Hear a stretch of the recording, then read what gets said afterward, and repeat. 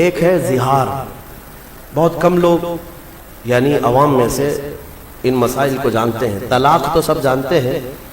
طلاق کی ہی طرح سے ایک اور چیز ہے زہار. جیسے طلاق سے عورت حرام ہو جاتی ہے مرد پر، زہار سے بھی مرد پر عورت حرام ہو جاتی ہے. وہ زہار کیا چیز ہے؟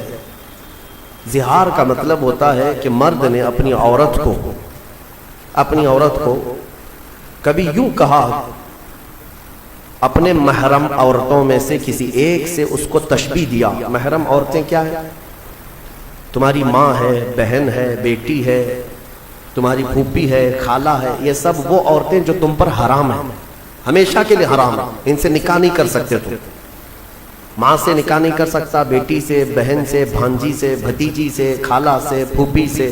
یہ محرم عورتیں حرام ہیں تم پر نکاح کرنا. ان سے، ان عورتوں میں سے کسی ایک سے تم نے اپنی بیوی کو تشبیہ دیا، ایسے کہا کہ تو میرے لیے میرے ماں کے فلاں چیز کی طرح ہے، یا تو میرے لیے میری بیٹی کی طرح ہے، یا میری بہن کی طرح ہے. اس کو کہتے ہیں زہار. محرم عورتوں سے ان کو تشبیہ دینا اپنی بیویوں کو، یہ زہار ہے. اور عورت حرام ہو جاتی ہے فوراً حرام ہو گئی اس پر. اگر تم نے اپنی بیوی کو یوں کہا کہ تو میرے لیے میری ماں کی طرح ہے، یا تو میرے لیے میری بیٹی کی طرح ہے، یا بہن کی طرح ہے. ان عورتوں سے اگر اپنی بیوی کو، اپنی منکوحہ کو تشبیہ دیا تو حرام ہو گئی عورت. ایک صحابی کا ایک صحابیہ کے ساتھ ایسا معاملہ ہوا. خاتون عمر دراز تھی، دونوں کی بھی عمر ہو چکی تھی. وہ روتے ہوئے حضور پاک صلی اللہ علیہ وسلم کی بارگاہ میں آئیں. کہا کہ اتنے سال تو ہم اچھے خاصے رہے، اب جا کر کے میرے شوہر نے مجھے یوں کہہ دیا ہے کہ تو میرے لیے میری ماں کے مثل ہے، کیا کرے؟ تو آ کر کے حضور پاک صلی اللہ علیہ وسلم کی بارگاہ میں بار بار سوال کر رہی تھی. تو رسول کریم صلی اللہ تعالیٰ علیہ وسلم وحی کے اترنے کے انتظار میں تھے کہ اللہ تعالیٰ اس کا حکم کیا فرمائے. تو اللہ تعالیٰ نے پوری سورہ اتار دی. قد سمع اللہ قول التی تجادلک فی زوجہا. تحقیق کہ اللہ نے اس خاتون کی بات سن لی جو اپنے شوہر کے معاملے میں آپ سے بحث کر رہی ہے.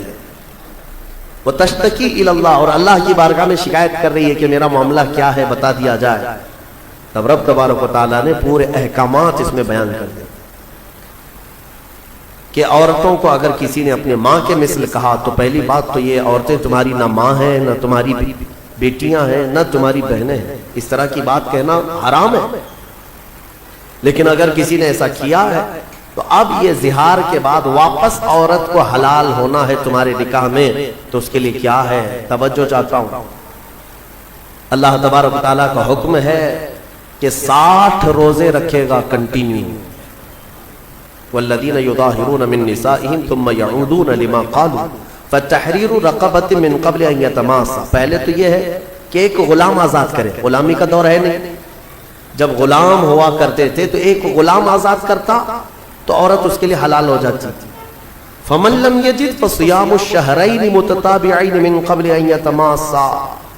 اور غلام آزاد کرنے کی طاقت نہیں ہے تو رب تعالیٰ فرماتا ہے 60 روزے رکھے کنٹینیو. مرد 60 روزے رکھے گا. وہ بھی کیسے؟ ایک بھی اگر بیچ میں چھوڑا تو پیچھے کے سب پھر گئے، پھر سے اسے کنٹینیو کرنا پڑے. اور ان 60 روزوں کے درمیان شوہر اور بیوی ایک دوسرے کو چھوئیں گی بھی نہیں. ہاں، زہار اس کو معمولی نہ سمجھیں.